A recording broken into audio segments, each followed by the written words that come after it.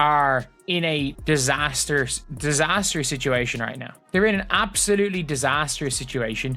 The Indiana Fever are grappling with a crisis that has left fans and analysts reeling, as their locker room dysfunction threatens to unravel a season that held so much promise. At the heart of this storm is Caitlin Clark, the WNBA's brightest star and a generational talent whose arrival was supposed to herald a new era for the franchise.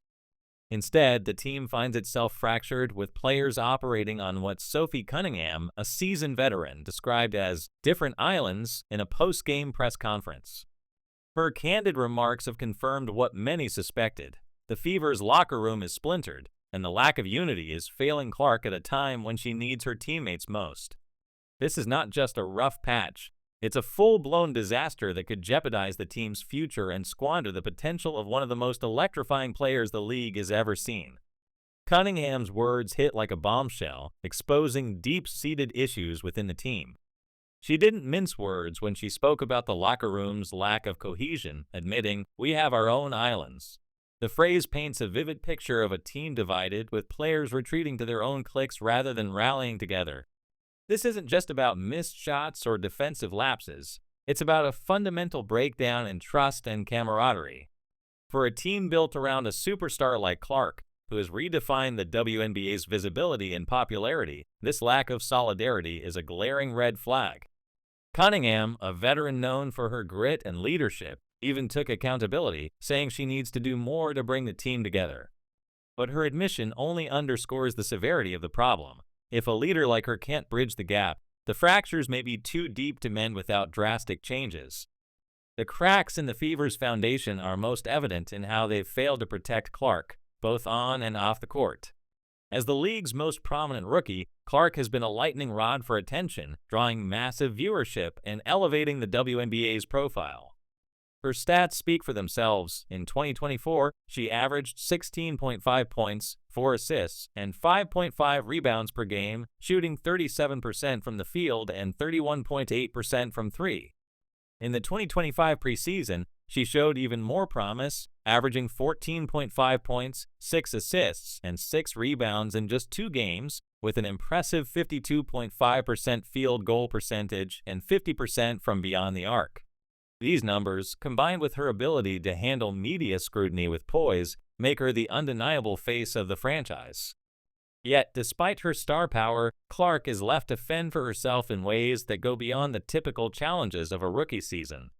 On the court, Clark endures relentless physicality from opponents.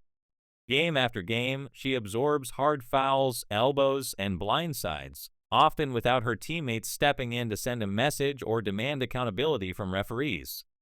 Cunningham herself highlighted a particularly egregious example, noting that in one game, the Fever allowed 35 points in a single quarter, a collapse that reflects a lack of discipline, focus, and trust.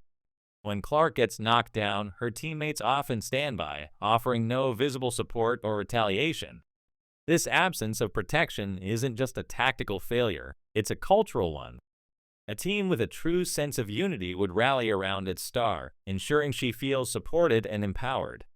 Instead, Clark appears isolated, forced to carry the team's offensive load while navigating a locker room that doesn't have her back. The roots of this dysfunction trace back to questionable decisions by the Fever's front office, particularly the signings of Dana Bonner and Natasha Howard. Bonner, a veteran with a max contract, was brought in during the offseason to provide leadership and experience. However, her arrival sparked tension rather than stability. Insiders have suggested that her abrupt departure from the team wasn't solely due to her poor shooting, but was also an attempt to salvage a crumbling locker room.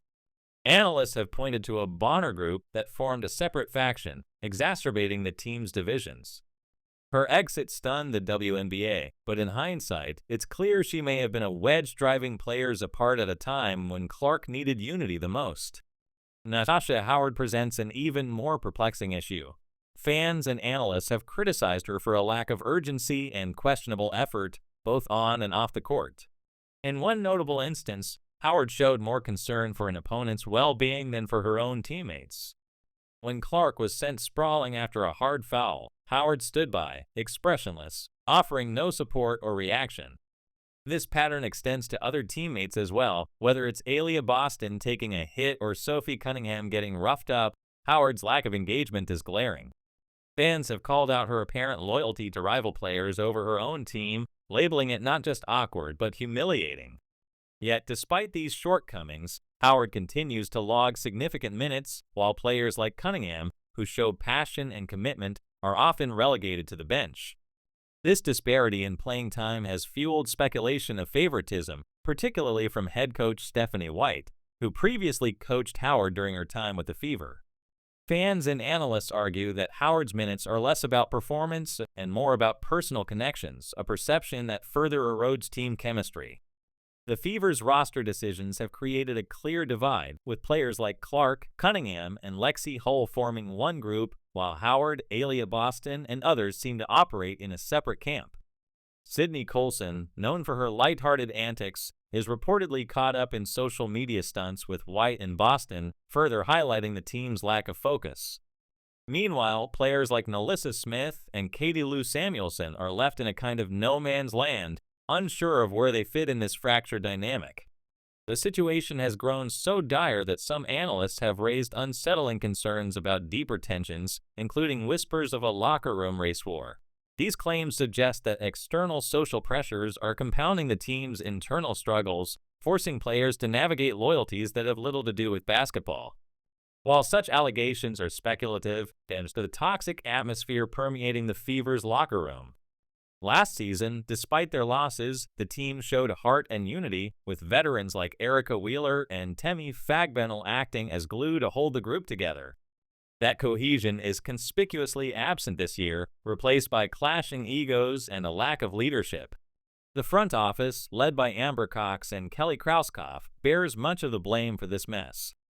Fans have accused them of prioritizing splashy PR moves over building a roster that complements Clark's dynamic style. Instead of surrounding her with speed, shooting, and defensive grit, they opted for aging veterans and big-name signings that haven't panned out. While teams like the New York Liberty and Las Vegas Aces have built around their stars with precision, the Fever's roster feels like a mismatched collection of players who don't fit together. The decision to hand Bonner a max contract, despite her baggage, and to stick with Howard despite her lackluster effort, reflects a front office that seems more concerned with optics than results. Head coach Stephanie White's system has also come under fire for stifling Clark's game. At Iowa, Clark thrived in a fast-paced, free-flowing offense that maximized her creativity and long-range shooting.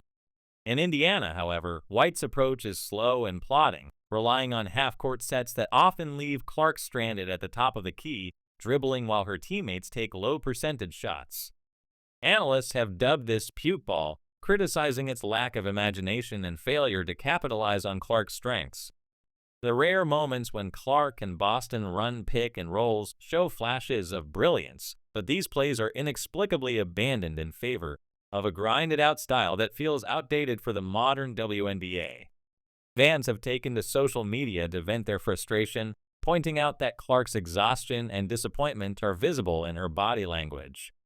She's still producing, leading the league in assists and breaking viewership records, but she's doing it despite her team, not because of it. The Fever's failures extend beyond the court.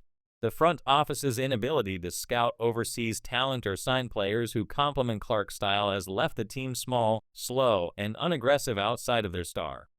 Other teams have built around their superstars with shooters and defenders who enhance their strengths, but the Fever seem content to let Clark shoulder the burden alone. This isn't just a basketball problem. It's a betrayal of the promise made to Clark when she was drafted first overall. She was sold on a vision of a franchise ready to compete for championships, but what she got was a dysfunctional roster, a stale coaching system, and a front office that appears asleep at the wheel. Despite the chaos, Clark continues to shine. Her ability to elevate her game, handle media pressure, and compete through adversity is nothing short of remarkable. She's not just carrying the Fever. She's carrying the WNBA's growing popularity, drawing unprecedented viewership, and inspiring a new generation of fans. Social media is filled with stories of young girls idolizing her, signing jerseys, and calling her their role model. Yet, even as she outperforms expectations, the weight of the team's dysfunction is taking a toll. No player, no matter how talented, can sustain this level of pressure indefinitely.